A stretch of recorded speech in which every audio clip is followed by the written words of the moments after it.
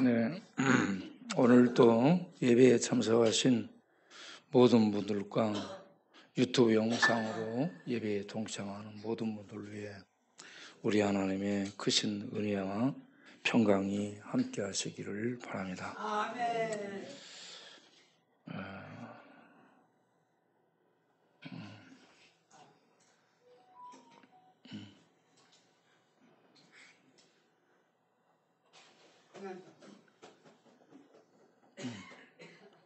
우리 쌍권총이 요즘 열심히 하고 있어요.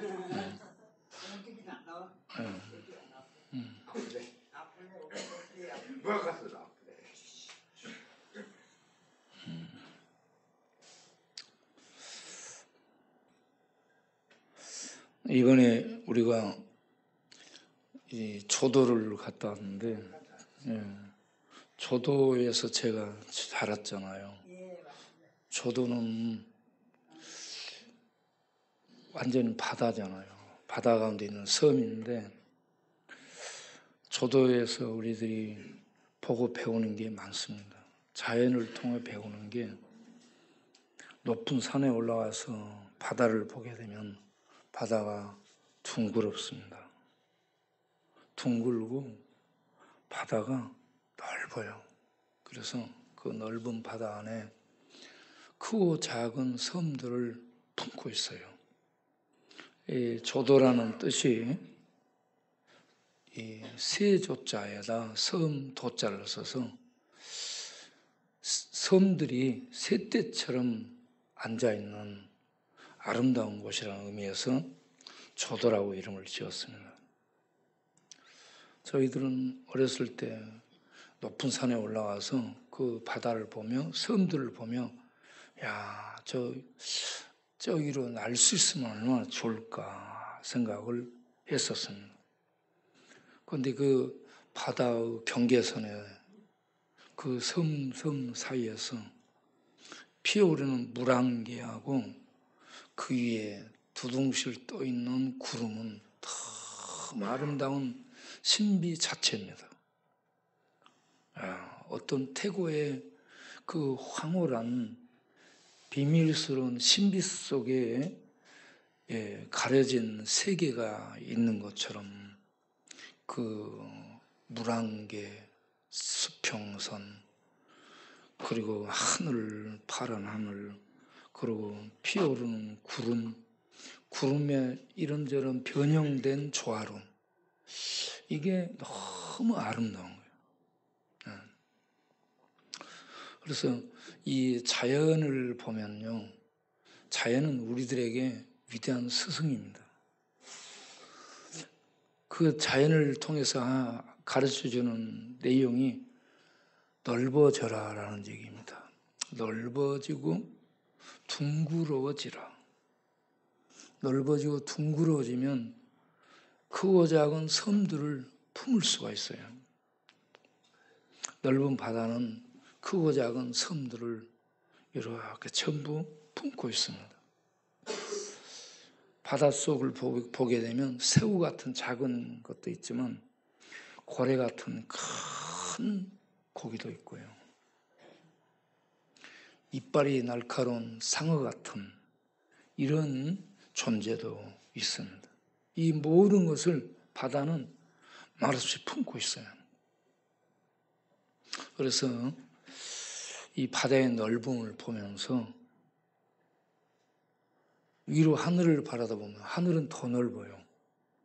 그런데 하늘의 하나님은 이 바다가 크고 작은 섬을 품고 있는 것처럼, 크고 작은 물고기를 안고 있는 것처럼 인간들, 이 하나님을 향해 돌 던지고 대적하고 저항하고 거스리는 그러한 인간들을 끝없이 품고 가는 그 넓으신, 그 크신 하나님을 볼 수 있게 됩니다.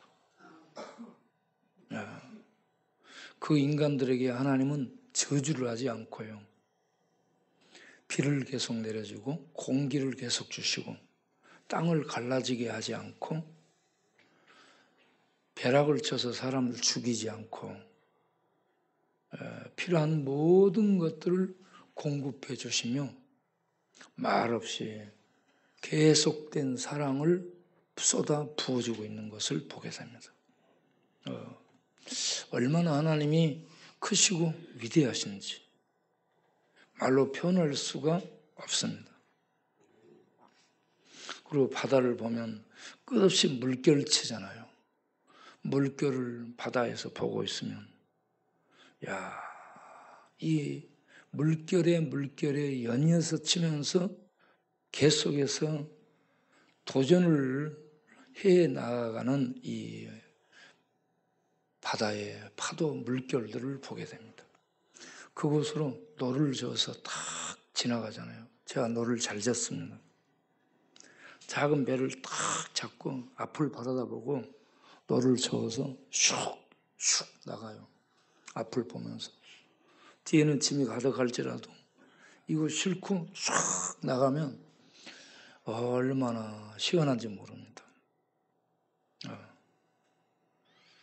그리고 그렇게 노를 젓고 가다가 바닷속으로 풍덩 빠져들잖아요. 너무 시원합니다. 그리고 수영을 하다가 다시 배로 올라와서 노를 저어서 나아갑니다. 이 바다를 가만히 보고 있으면 끝없이 파도가 잔잔하게도 치고 크게도 치고 그러면서 끝없이 칩니다. 이 파도들은 어디를 가고 싶어서 이렇게 출렁일까? 그리고 어디를 가고 싶어 이렇게 계속 끝없이 연이어서 도전하는 것일까? 바다에 사는 사람들은, 바다 가운데 있는 사람들은 도전 정신이 강해질 수밖에 없어요. 바다를 보면서요, 끝없이 파도가 부딪혔다가 또 갔다가 또 다시 오고, 끝없이 움직이는 파도를 보면서 이 도전 정신을 갖게 됩니다. 파도처럼.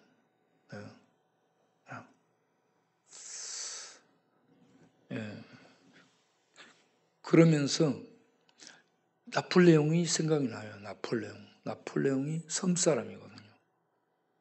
왜 나폴레옹은 늘 이 도전하는 키가 작은 친구인데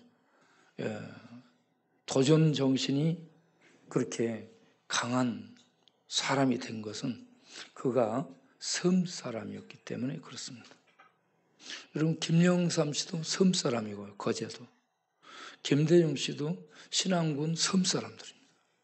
섬 사람들의 특징이 도전하는 정신들이 무지 강하지 않는가 이렇게 보게 되는데 그거는 파도를 통해서 이렇게 배우기도 하고 그 바다를 넘어서 어디론가 도전해서 가고 싶은 이런 욕구, 이런 섬 사람들의 기질들이 그 안에 작동되고 있기 때문에 그렇다라고 생각합니다.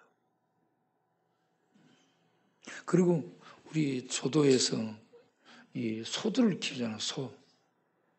소를 키우면서 아침 일찍 소를 가지고 들으려고 나가. 저녁에 소를 데리고 들어와. 그러면 아침 일찍 가서 소 풀 먹일 때 풀잎 끝에 맺혀 있는 이슬 방울들이 얼마나 영롱하고 아름다운지 모르겠어요. 그리고 그게 신비로워요. 그걸 바라다 보고 있으면.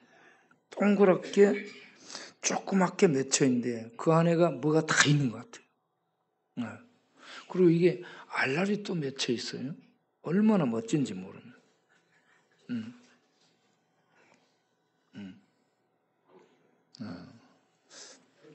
그런 이슬방울이 햇빛 나면 금방 말라 저 친구 가는 것처럼 금방 들었다가 금방 가잖아.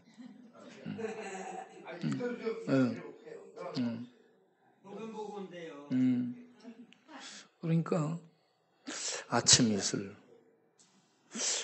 이슬이 소주가 돼 있더라고요. 보니까. 또 나중에 보니까 밤이슬도 나와 있어요. 그리고 뭐 처음처럼 더 나와 있어. 맞아. 찾기 쉬워. 그 참 영롱한 아침 이슬을 이렇게 담아놓은 것처럼 연상이 되게 해서 파는 거예요. 예, 참 그래서 섬에서 시골에서 자라는 사람들, 도시에서 자라는 사람들과 정서적 측면에서 차이가 나는 게 도시의 콘크리트는 벽이에요. 갇혀 있습니다. 그런데 시골의 자연은 이 아름다움 속에 열려 있어요. 그리고 에리 프롬이 소유나 존재라는 이런 글을 썼는데 그 책 보면 사람들은 소유를 하려고 해요. 많이 가짐으로 행복해질 것으로 압니다. 그런데 그 소유가 벽을 쳐요. 내 벽, 내 것, 이런 이 바운더리를 이렇게 그어서 내 것이라는 구획을 갖게 되고 경계선을 갖습니다. 그리고 다른 사람과 구별을 하고 내 소유, 내 것, 많이 가져야 행복. 자본주의와 함께 이러한 이 사고 방식 체계 속에 사람들이 젖어든 게 도시 사람들의 사고 구조. 그런데 존재는 뭐냐 그러면 열려있는 상태를 얘기하는 거예요. 열려있어. 내가 열려있고 다른 사람이 열려있고 상호 교통하고 소통되는 이런 것을 열려있는 것으로 생각을 하고 있었습니다. 자연이 들어오면 사람이 열려지고요. 도시 속에 있게 되면 콘크리트 벽돌 건물, 그리고 자기 어떤 땅, 이런 것들 때문에 이게 꽉 막히게 되는 거야. 사고 체계 자체가. 그래서 소통하기가 어렵지 않아. 서로 이렇게 너무나 자기 것이 벽이 두껍기 때문에 소통이 어려운. 그것으로 인해서 비교가 생깁니다. 많이 가졌느냐, 적게 가졌느냐. 이것으로 인해서 사람들에 대한 가치평가가 들어옵니다. 왜 우리가 자연 속에 있게 되면 자연을 보세요. 큰 나무도 있고요. 작은 나무도 있고요. 잎이 날카로운 나무도 있고요. 잎이 넓적한 나무도 있고요. 키가 큰 나무가 키 적은 나무한테 뭐라 하지 않고요. 어마어마한 큰 바위들이 조그만 돌멩이 같은 것들한테 뭐 너 왜 그러냐 이런 얘기 하지 않고요. 자연의 아름다운 조화가 있어요. 그거 작으면서 거대하면서 조그마면서 이게 파라면서 노라면서 이 조화로움이 있습니다. 자연은 이렇게 어울림이 있고 다양함이 있고 조화로움이 있고요. 이런 것을 받아들일 수 있도록 하는 자연의 가르침들이 있습니다. 저는 벼랑 위에 있는 소나무를 봤어요. 제가 나무를 하러 많이 다닌 사람인데 그때 당시에는 주변에 나무가 없기 때문에 저 산 넘어 다른 지경으로 가서 나무를 해오는데 거기 올라가면서 내려가면서 보면 절벽 사이에 흙이 없는데 소나무가 있어요. 흙이 없는 곳에 소나무가 자라는데 이게 봄에 봐도 파랗고 겨울에 봐도 파랗고 여름에 봐도 파랗고 사철 파란 거예요. 야, 저 소나무 우리는 갈 수도 없고 그 가까이 가서 만져볼 수 없는 벼랑 위에 있는데 야, 흙도 없는데 주변에 어떤 이렇게 그가 풍성하게 기댈 만하고 클 만한 이런 토양이 없는데 벼랑에서 이렇게 살아있고 그리고 사철 푸르른 모습, 변치 않는 모습. 와, 사람은 저런 푸르른 기상을 가져야 되지 않겠나? 그리고 변치 않아야 되지 않겠냐? 이런 자연을 통해서 우리는 이런저런 것들을 깨닫고 배우게 되고 그렇습니다. 그리고 자연의 숲속에 들어가서요, 딱 눕잖아. 밖은 지금 바람이 굉장히 세차지만 숲속에 들어가서 딱 누우면 숲이 바람을 막아주고요. 이 풀들이 따뜻하게 이불처럼 포근하게 이렇게 받쳐주고, 그래서 대자연의 품에 들어가게 되면 따뜻함을 느낍니다. 대지의 품, 자연의 품, 고향의 품, 그러면서 하나님의 품, 이렇게 연결이 되는 거죠. 이런 대자연의 품, 그 속에 들어가 있으면 스트레스가 치료되니까 도시에 살던 사람들이 힘들면 자연인이 돼가지고 숲속으로 들어가는 거예요. 자연 속에 들어가서 숲과 대화하고, 나무하고 대화하고, 또 호수와 대화하고, 이러면서 사람들을 부딪히는 자체가 스트레스거든요. 그걸 피해서 그렇게 자연과 대화하면 자연은 있는 대로 받아주잖아요. 집에 들어가면 개들이 있잖아요. 개, 강아지. 강아지는 이런저런 스트레스 안 주고 꼬리부터 흔들면서 좋아라고 폴딱폴딱 뜁니다. 예. 그래서 사람하고 부대끼는 사람은 강아지를 키우는 거예요. 강아지는 너무 좋거든. 마냥 받아주는 거예요. 예. 밥만 주면 주인의 직책 상관없어요. 주인이 세상에 어떤 지위에 있든 상관없어. 잘났든 못났든 전혀 강아지는 따지지 않아. 밥만 주면 꼬리 흔들며 뛰어오르면서 막 안기는 거야, 막 강아지는. 예? 예. 예. 그러니까 강아지는 얼마나 좋은지 몰라. 강아지는 자연을 갖다 놓은 거야, 자연. 위로해 주는 거예요. 위로해 주는 거. 예.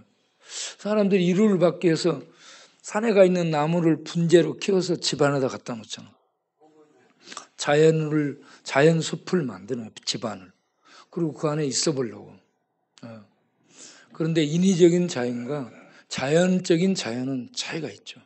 그래서 이런 자연의 품을 이렇게 그리워하고 자연의 품에 안기게 되고, 그러면 사람이 치유가 되고 정신이 맑아지고 마음이 넓어지고, 그래서 자연처럼 바다가 크고 작은 섬을 품고 있는 것처럼, 산이 크고 작은 나무와 돌멩이들, 가시나무 막 다 품고 있는 것처럼 자연을 배우게 되면 사람이 넓어집니다. 그런데 예수 그리스도는 자연보다 더 크신 하나님인데, 그분의 마음의 특징이 숲보다 더 아름다운 온유와 겸손입니다. 바다보다 넓고 숲보다 더 포근한 온유와 겸손. 나는 마음이 온유하고 겸손하니. 할렐루야. 그러면서 그 앞에 뭐라고 얘기해? 수고하고 무거운 짐진 자들아 다 내게로 오라. 네. 할렐루야. 완전히 오늘 자연이 와가지고 얘기하니. 우리 신기가 자연이에요, 자연.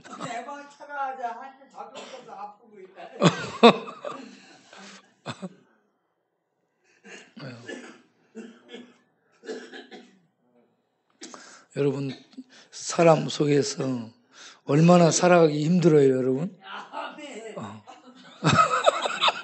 얼마나 힘들면 아멘 하겠어. 그 신기 방에 갔더니 바퀴벌레가 위로 벽으로 올라가. 여러분, 쪽방 가서 돌아다니는 바퀴벌레는 늘상 발견되는데 이불을 들썩보세요. 이불 밑에가 얼마나 많은지 몰라. 그래서 이 불 탁 댕기면 이렇게 틀면 불이 나오는 가스 불이 나오는 걸 가지고 이불을 들어 올리고 그 밑에 바퀴벌레 그걸 그냥 태우는 거예요. 그렇게 잡아요.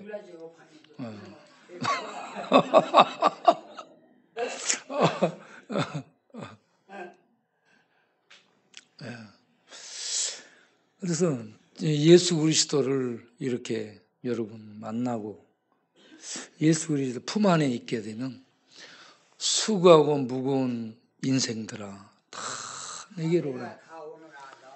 내가 너를 쉬게 하리라. 너희 못 살 것이다. 너희 죽어도 부활이에요. 했으니까 내게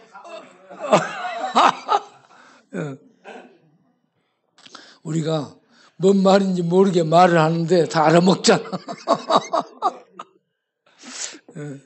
참 감사해요. 이런 친구들이 우리들에게 기쁨을 주는 자연이야.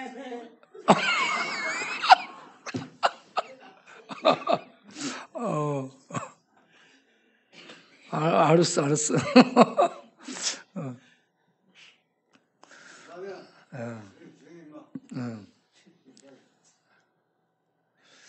그래서 우리가 예수님을 만나서 그 품 안에 있게 되면 사람에 대해서 열려지게 됩니다.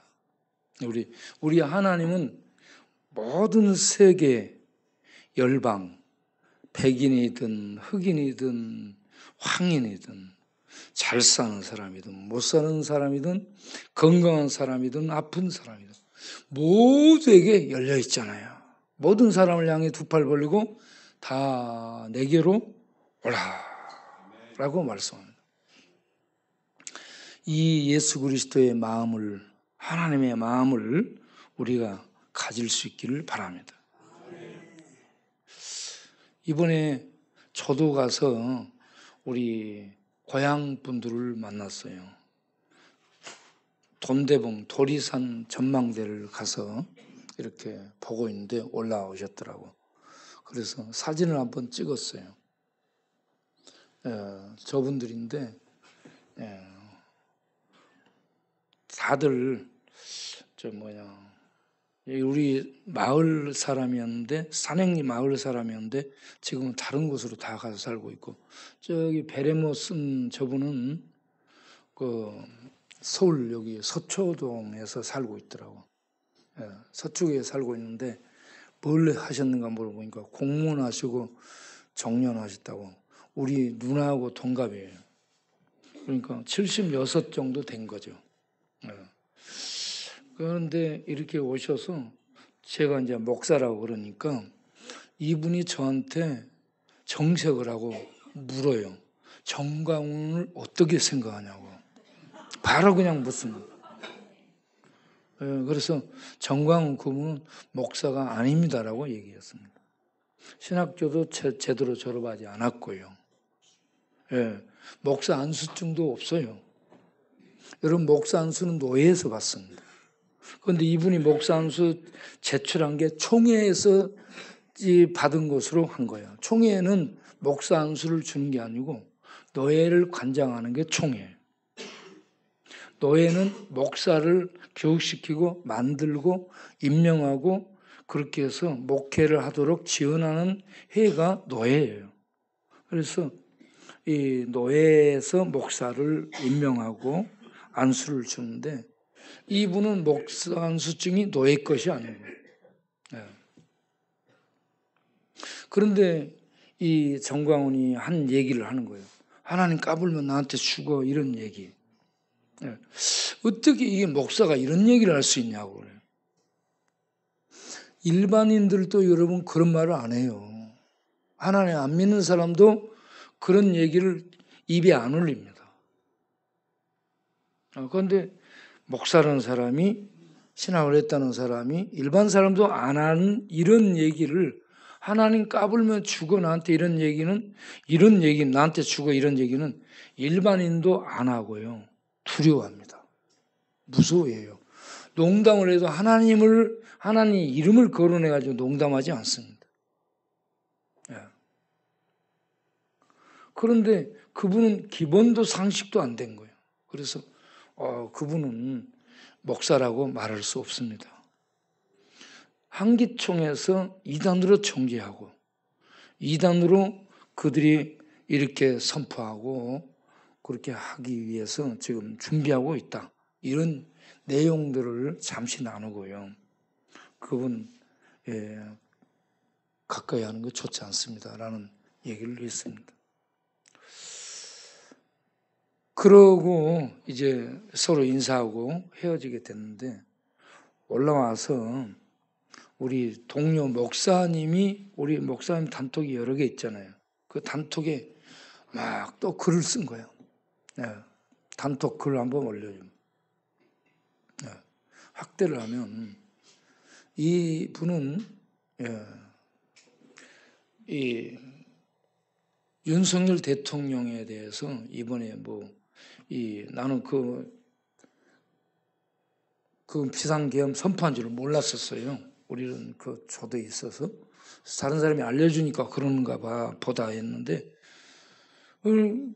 그래 단톡에 이 친구가 이렇게 누구냐 윤석열 대통령 죽지 마라 죽을 생각하지 말아라 노무현 박원순처럼 자살하지 마라 이런 막 글을 써였어요. 그리고 그 밑으로 내려가서 보게 되면 또 밑에 좀 더 내려가 보면 문재인, 이재명, 조국에 대해서는 이를 가라. 아주 이를 갈아요. 그래가지고 저것들은 지옥에 던져져야 된다. 막 이런 투야 전부 글 쓰는 게. 그리고 윤석열은 완전 찬양하고 이 문재인, 이재명, 조국 이런 사람들은 전부 저렇게 지옥 형벌 예비돼 있다 막 이런 소리. 그래서 내가 그 밑에다가 글을 좀 써서 올렸어요. 내가 더 많은 글들이 있는데 이것만 얘기하면 성경 말씀 아무도 멸망치 않고 올해 참사 다 회개하게 이르기를 원하는 게 하나님의 마음이다. 예? 그러면서 이제 목회자는 올려보세요. 좀 올려봐. 예. 목회자는 이런 마음을 갖고 해야 된다. 어느 누구를 지지하는 것은 자유다. 그런데 지지가 잘못됐을 때는 바로 볼 수 있도록 잘못됐다고 지적해주는 이 사랑이 필요하다. 이 사랑을 가지고 잘못됐다, 잘한다 얘기를 해줘야 된다는 거죠. 그리고 목회자의 기본은 어느 쪽, 자기야 누구를 지지하든 상관없어.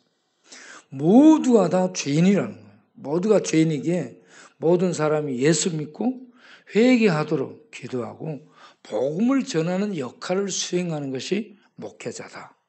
이렇게 얘기한 거예요. 여러분 누구를 지지하든 자유야. 지지하시라. 안 해도 돼.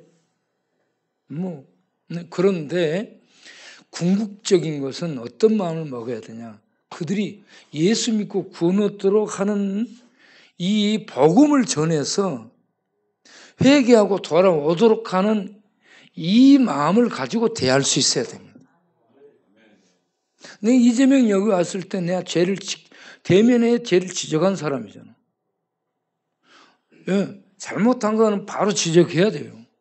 내가 여기 2층 앉아가지고 바로 무슨 이렇게 잘못이 많은지 왜 그렇게 삽니까 하면서 얘기했잖아. 예.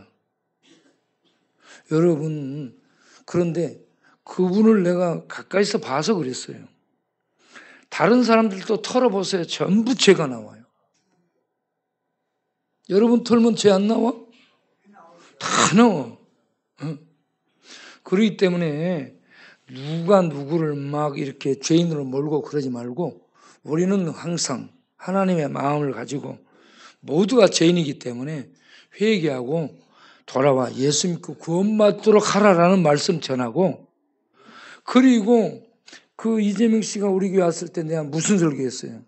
마태복음 6장 33절 너희는 먼저 그의 나라와 그의 의를 구하라. 이 말씀을 했잖아요. 하나님 나라와 하나님의 의를 구해서 살으라고 그 중심이 바르게 돼야 돼요. 본인이 바르게 되고 본인이 하나님 통치를 받으면 그 마음이 공명정대해지고요. 올바르게 됩니다.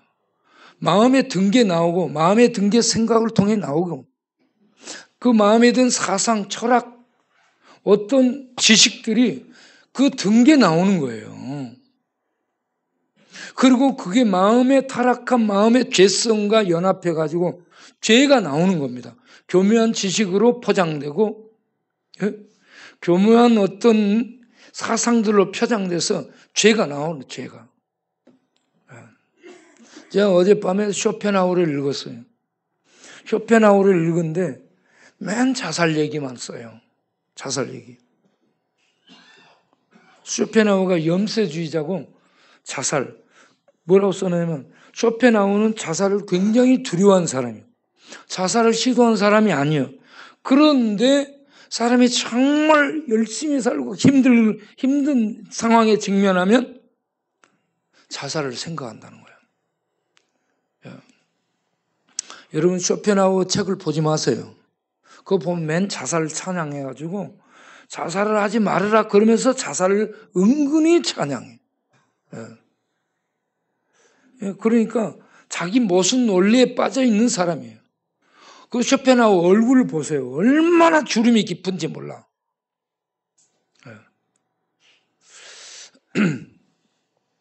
제가 트럼프를 좋아합니다. 트럼프를 좋아하는 이유가 공개적으로 뭐라고 얘기하냐면 나의 보스는 하늘에 있다 이렇게 얘기합니다. 내 보스는 하나님이다. 그리고 목사님을 초청해서 집에서 20년 이상 예배를 드린 사람이에요. 자기 집에서. 그리고 미국은 할로윈 데이가 완전히 크리스마스로 대체해가지고 할로윈 데이가 판을 치는데 트럼프는 공적으로 선언하기를 크리스마스를 돌려주겠다. 돌려주겠다, 크리스마스. 크리스마스가 크리스마스 역할을 하도록 돌려주겠다라고 이렇게 얘기를 해요. 그리고 학교에, 모든 학교 공공기관에 10계명을 다 철거해 버렸잖아요. 10계명을 다시 다 이 학교에 세워서 가르치도록 하겠다. 이렇게 얘기한 사람이잖아요. 동성애자들에 대해서는 굉장히 적으로 여깁니다. 어쨌든 트럼프가 나의 보스는 하늘에 있다라고 이렇게 여기저기 인터넷에 놔돌더라고. 내가 이걸 찍어갖고 구청장이 나한테 톡을 보내서 내가 보냈어요. 그런 다음 날 우리 노래 취소가 온 거야. 어떻게 됐는지 모르지만.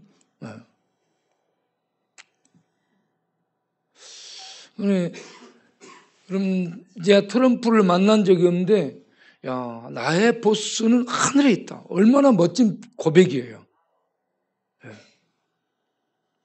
여러분, 우리가 공적으로 예수를 믿고 예수를 하늘의 왕으로 고백하고 그분의 인도와 지도를 받고 살아가야 됩니다. 여러분에게 왕이 하나님입니까? 누구예요, 여러분? 예수가 왕이에요? 아니면 누가 여러분의 신입니까? 여러분을 지도하고 여러분을 지배하고 여러분을 이끄는 자가 누구요? 예, 우리가 교회에 나와서 예수 그리스도를 왕으로 고백하는 거예요. 마태복음 16장 16절 내용이 여러분 우리 믿음의 내용의 핵심입니다. 마태복음 28장까지 있는데 1장에서 예수 그리스도에 대해서 포문을 열죠. 아브라함과 다윗의 자손 예수 그리스도의 세계라. 이렇게 시작이 되는데 마태복음 28장 끝장의 18절을 가서 보면 하늘과 땅의 모든 권세를 가지신 예수를 말하고 있습니다.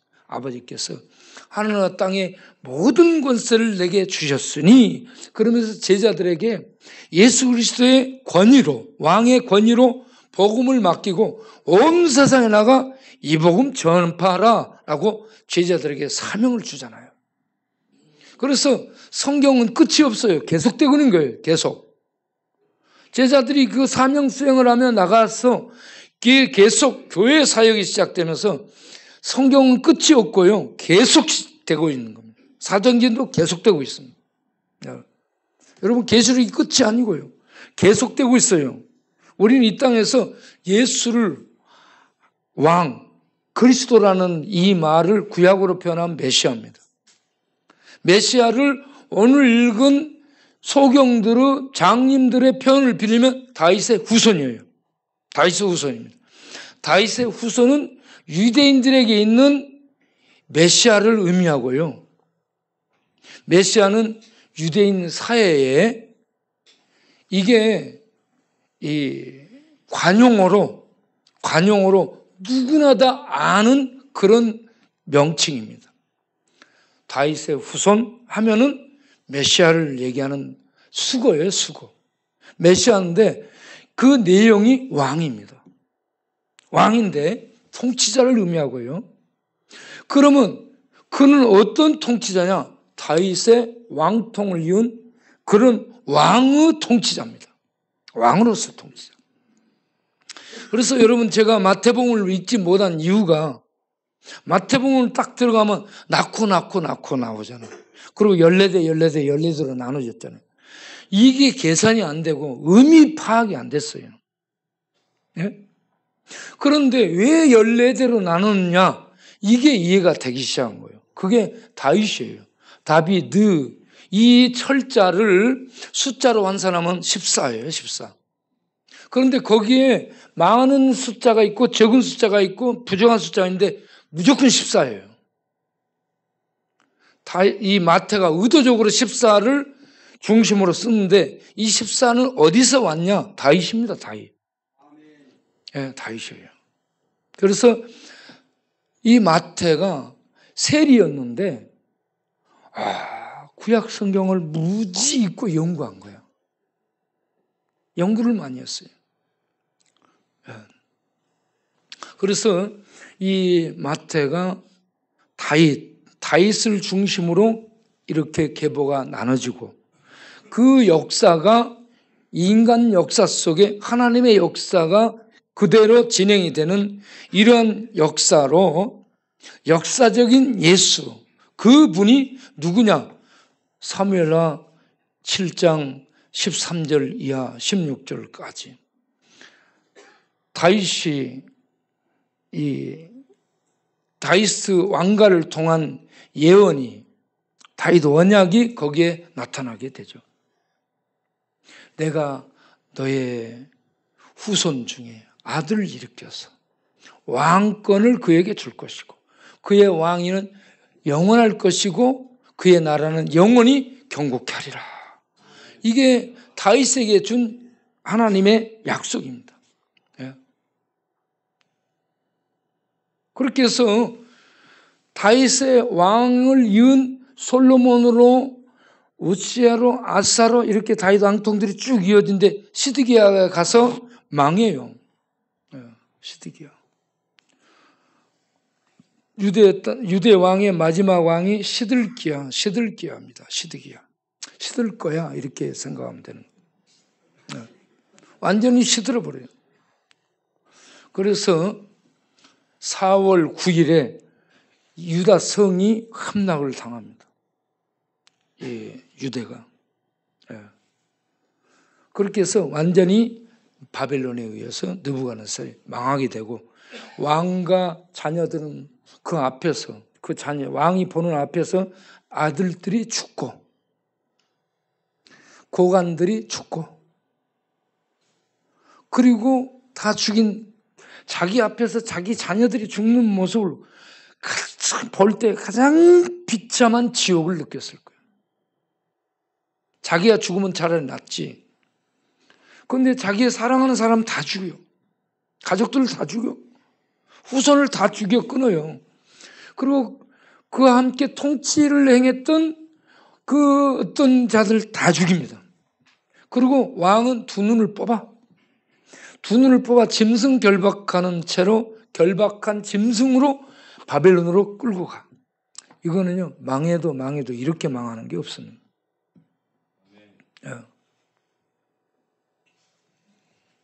그래서 다윗의 왕통이 영원한 왕이 나타나서 다스린다 했는데 거기서 왕이 끝나요. 그리고 바벨론의 포로 잡혀가서 왕들이 없어져 버려. 어떤 힘 있는 어떤 왕도 없어지게 되고 성전도 없어지게 되고 하나님의 약속이 없어진 듯해요. 그리고 신구약 중간기 400년 계시도 예언도 선지자도 없는 그런 시간이 침묵의 시간이 흘러가.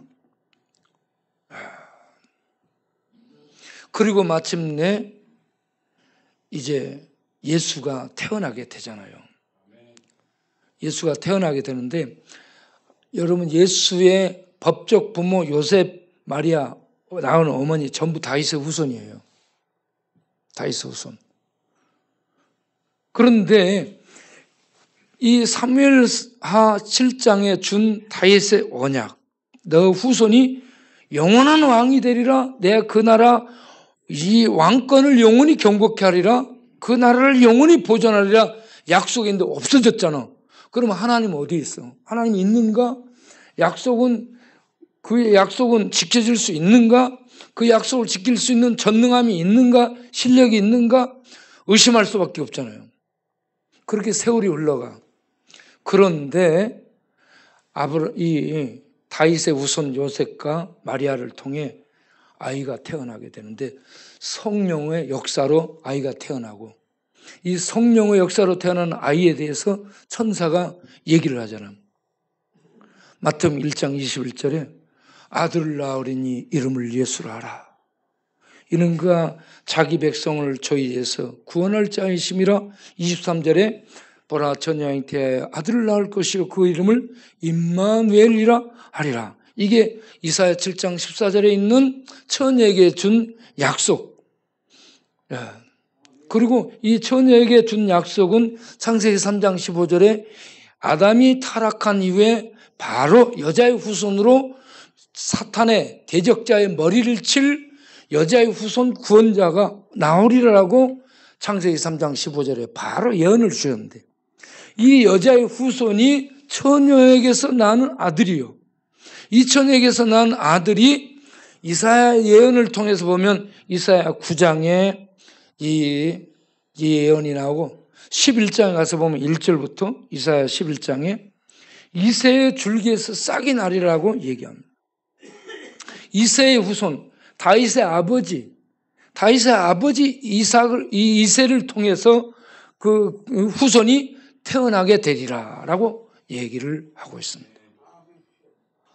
그리고 미가서 5장 2절에는 베들레헴 에브라다에서 이 베들레헴 에브라다는 옛 이름이고 베들레헴은 다윗 때 이름인데 다윗 때 이름인 베들레헴 다윗의 고향에서 그 태초의 상고에라는 근본이 태초의 상고의 영원이라는 이런 존재자가 왕으로 이스라엘 다스릴 왕으로 태어나게 되리라 라고 말씀하고 있잖아요.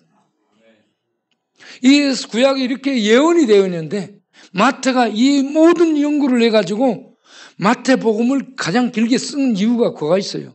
내용을 구약을 이렇게 엮어서 이 말씀들이 성취됐다는 것을 쓰다 보니까 이 성경이 분량이 제일 길어진 거죠.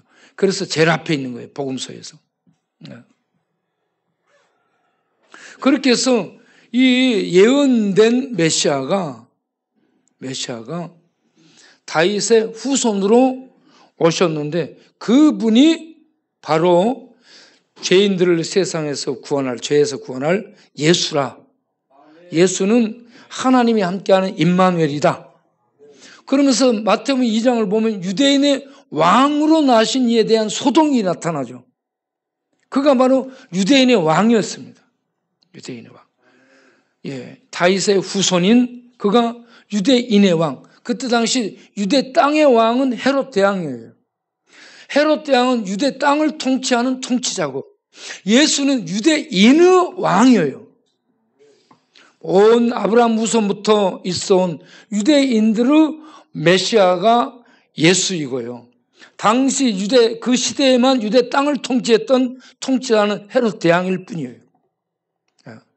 그런데 이 헤롯 대왕이 통치하는 그때에 동방에서 박사들이 별을 보고 찾아와서 유대인의 왕이 나신 곳이 어디냐 물어. 아무도 모르는데.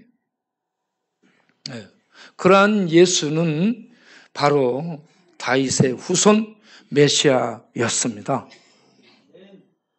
그래서 마태복음 3장 16절에 보면 예수가 기름을 붓고, 기름 부음을 받고 성령이 임해서 하늘에서 이는 내 사랑하는 아들이라고 하나님이 인쳐주시고, 그리고 성령이 임한 기름 부음을 받은 메시아가 공적 사역을 시작하게 되고, 성령이 충만해서 광야에 가서 40일 금식 기도한 다음에 돌아와서 외치는 첫 마디가 마태복음 4장 17절에 회개하라 천국이 왔느니라, 천국을 가지고 내가 왔노라라는 얘기입니다. 천국 하나님 나라를 가지고 온 왕 메시아라는 얘기입니다.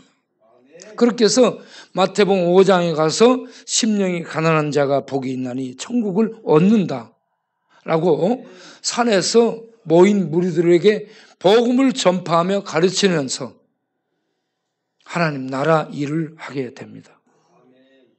그렇게 하다가 쭉 이제 이 산에서 내려오면서 문둥병자 치료하고, 그리고 집에 중풍병자 백부장의 하인 치료하고, 중풍병자 치료하고, 그리고 야이로의 딸 치료하고, 그리고 살리며 야이로의 딸 죽었는데 거기 살리러 가다가 12해 동안 혈류병으로 앓는 이 여자를 길에서 고치게 되고,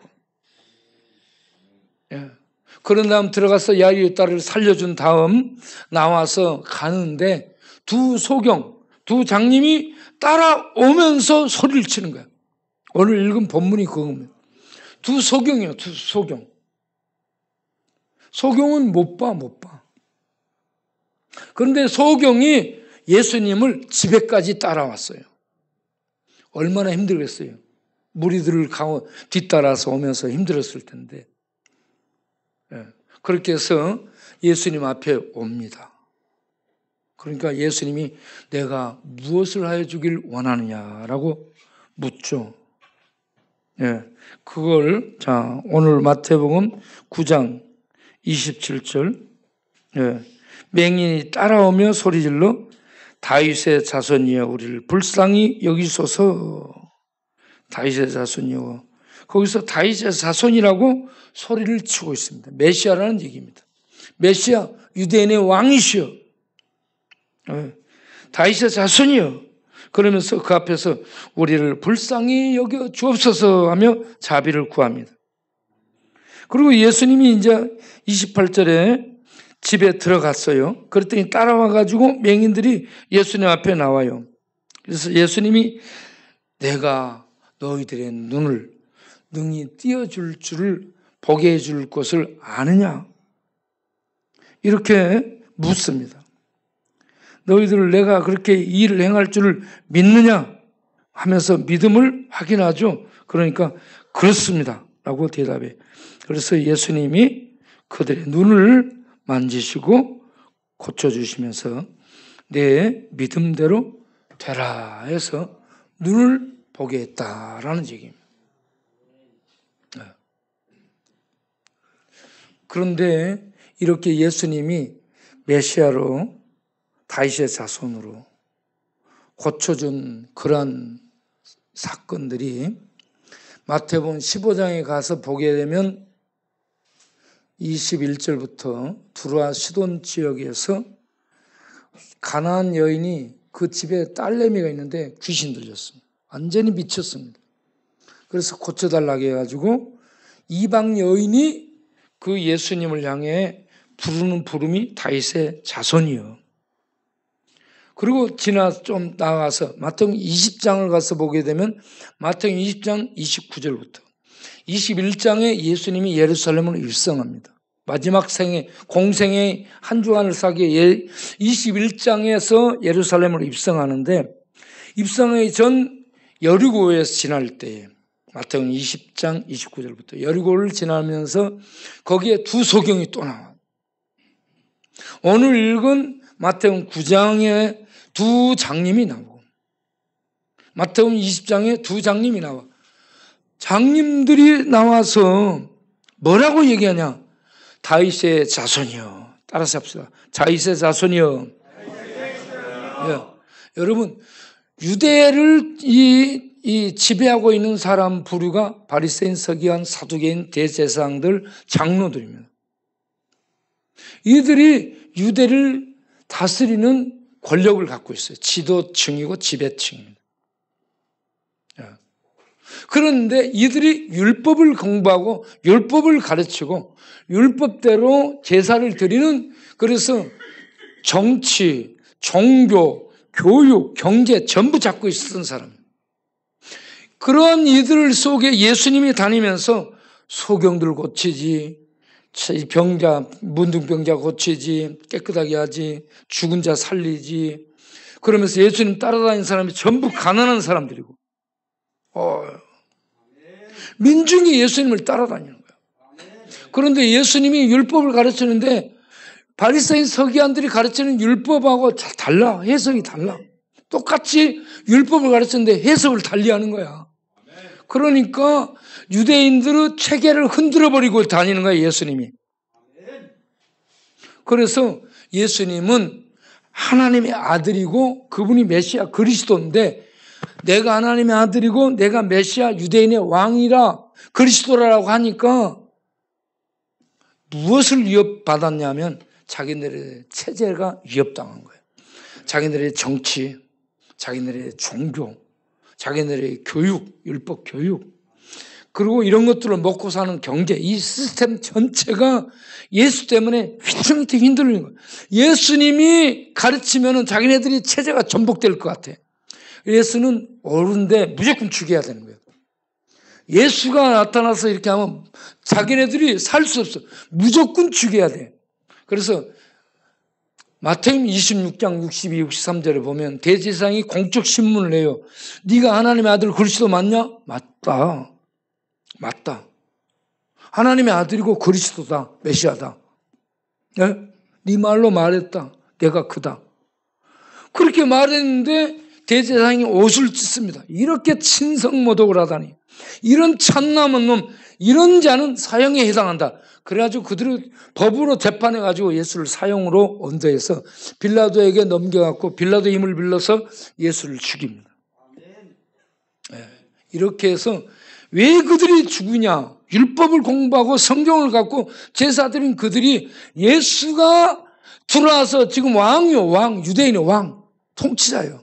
새로운 것을 가르치고 그렇게 해서 그들을 따르고 그 예수를 따르게 되니까 체계가 자기네들 체제가 위협을 당해. 그래서 예수는 죽여야 되는 거예요. 이런 일들이 세상에 계속 역사 속에, 인간 역사 속에 나타나고 있습니다. 여러분, 우리가 이런 예수를, 그래서 제자들을 예수님이 이끌고 가이사라 빌립보에 가서 조용히 묻잖아요. 너희는 나를 누구라느냐?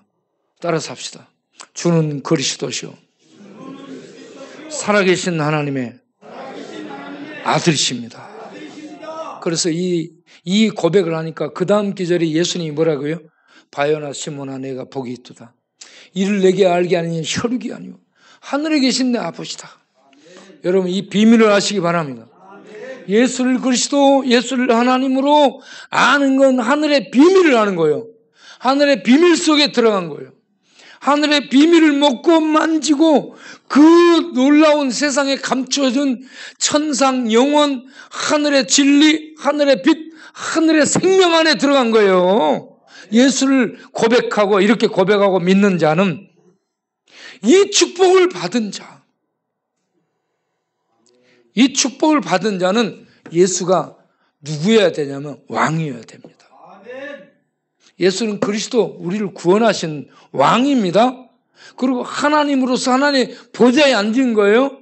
그러면 이제부터 예수를 고백한 다음 예수님의 왕적 통치를 받는 삶을 사시기를 바랍니다. 예수님의 왕적 통치를 받으면 마음도 생각도 지식도 지성도 사상도 가치관도 세계관도 인생관도 총말관도 미래관도 새로워져야 됩니다. 하나님의 은혜가, 하나님의 말씀의 빛이, 하나님의 생명이, 하나님의 은혜가, 하나님의 능력이, 하나님의 생명의 그 활동력이 내 마음, 내 생각, 내 지성, 내 사상, 내 가슴, 내 생각 이 모든 것 속에서 나를 이끌고 나를 지배하고 내가 그 말씀의 인도를 받는 하나님의 백성의 위치에 있어야 됩니다. 교회 다니면서 껍데기만 신자고 예수 믿습니다. 성경 있습니다. 기도합니다. 껍데기 모양만 그렇고 마음의 중심 사상은 내가 전부 들어앉아가지고 내 마음대로 판단하고 내 사상, 내 생각대로 하고 그러니까 문제예요. 우리의 생각, 우리의 사상, 우리의 지성까지 하나님의 말씀이 들어와 나를 다스리고 지배하고 인도할 수 있도록 살면 내가 생명 안에 있게 됩니다. 하나님 나라 천국에 있게 되는 거예요. 그러면 이 땅에 있는 모든 사람들을 바라볼 때 대통령이든 소통령이든 부통령이든 전부 불쌍한 거야. 네. 대통령이라고 소통령이라고 부통령이라고 쫄 필요도 없고요. 그 아무것도 아닌 죄인들이 잠시 잠깐 하나님의 은혜 가운데서 어떤 지위를 부여받고 일하는 거지 그들이 뭐 어떤 전능한 신들이 아니에요. 불쌍한 죄인들입니다. 불쌍한 죄인이기 때문에 그런 사람들에 휘둘림 당하지 말고 우리 안에 왕이신 예수 그리스도의 통치를 받으며 그 나라 구원의 평강과 그 나라의 구원의 그 생명의 은혜들이 내 안에 충만해서 이 땅에서 생명을 살고 천국을 사는 자들이 돼야 됩니다. 여러분 누가 어떤 대통령 되고 부통령 되고 흔들리지 마세요. 그렇게 됐다 말았다 잠깐 달라질 수 있고요. 이런저런 바람 불 때지만 인간의 죄악된 이 인간 세계를 새롭게 할 수 없어요. 그러니까 우리 인간 세계를 진짜로 통치하고 다스리는 생명의 통치자, 진리의 통치자, 왕이신 예수 그리스도 구분을 고백하고 예수는 그리스도라는 이 깃발을 세상에 꽂고 예수 깃발을 꽂고 예수를 알리며 살 수 있는 우리가 되어야 될 줄로 믿습니다. 그래서 저는 이 보는 사람들이 못 보고 보지 못하는 맹인들을 통해 다윗의 자손이여 다윗의 자손이 이렇게 말하는 것 이거는 우리가 볼 수 없는 그러한 자들이 있는데 맹인들처럼 하나님의 은혜로 눈이 떠져서 예수를 다윗의 자손으로 보고 믿고 고백하고 따르는 이런 사람이 되라는 얘기입니다. 우리가 다 그렇게 세상은 못 봐. 보는데 못 보는데 우리는 예수를 그리스도로 보면서 고백하고 믿고 따르는 하늘 백성들로 살 수 있게 되기를 바랍니다. 이 말씀만 하고 마치겠어요. 창세기 28장 12절 보면 야곱이 꿈을 꾸는데 밤에 사다리가 딱 생겨요. 사다리 위에 하나님 있고 사다리가 땅에 닿고 땅에서 하늘에 닿는데 여기에 여기에 천사들이 오르락내리락 하는데 이 말을 요한복음 1장 51절에 예수님이 자기에게 적용해서 인자 위에 사다리 위에 천사가 오르락내리락 하려나 이 사다리를 인자로 대체해서 인자라고 자기라고 얘기합니다. 요한복음 1장 51절. 여러분 예수가 하나님께로 가는 길이에요. 십자가에서 못 박혀 죽은 예수는 하늘과 땅을 연결하는 구원의 길입니다. 이 예수를 믿고 예수를 통해 하늘 생명에 들어가고 하늘 생명 안에서 살아가는 우리 모두 될 수 있게 되기를 바랍니다. 기도하겠습니다. 하나님 아버지여, 우리가 이 예수를 다윗의 후손 메시아 왕으로 알고 믿고 이분의 통치를 받고 믿음으로 이 땅에서부터 천국 생명, 천국 능력, 천국 진리, 천국 빛의 인도를 받고 살아가는 천국 생명의 소유자들, 천국 생명 안에 드나드는 자들, 천국 생명의 나라에 들어갈 자들로 살게 하여 주옵소서. 예수님의 이름으로 기도하옵나이다. 아멘. 찬송가 288장 부르겠습니다.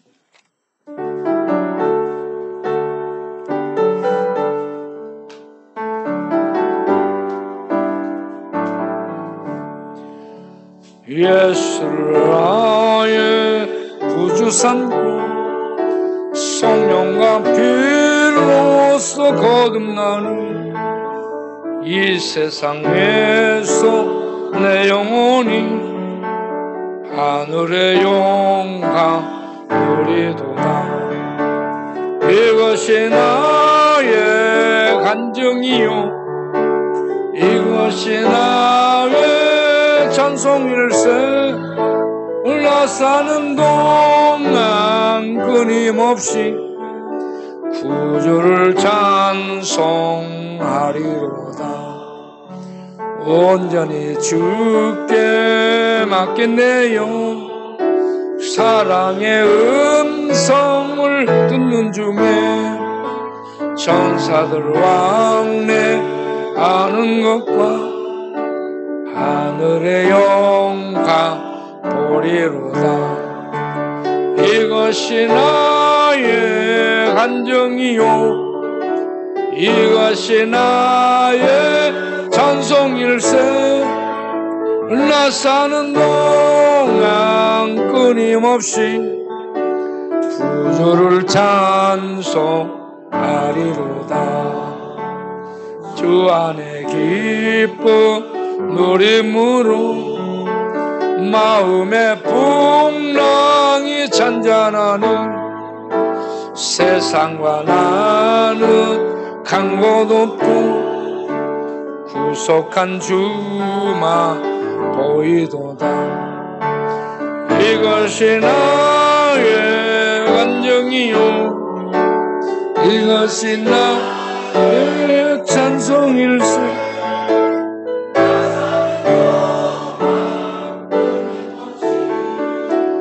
구주를 찬송하리로다.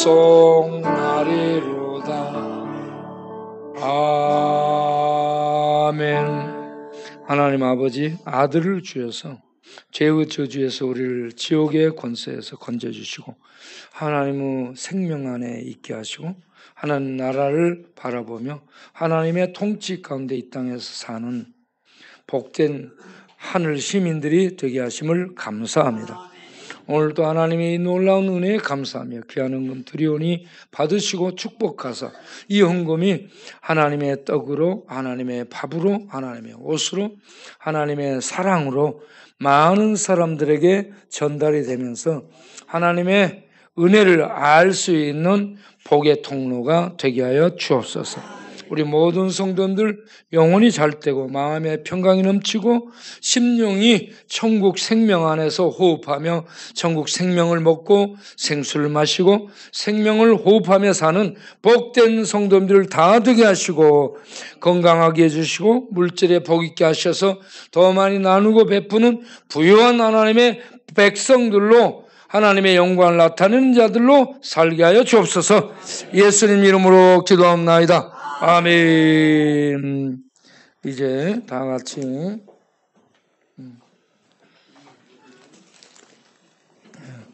같이 찬송가 1장하고 축도로 마칩니다.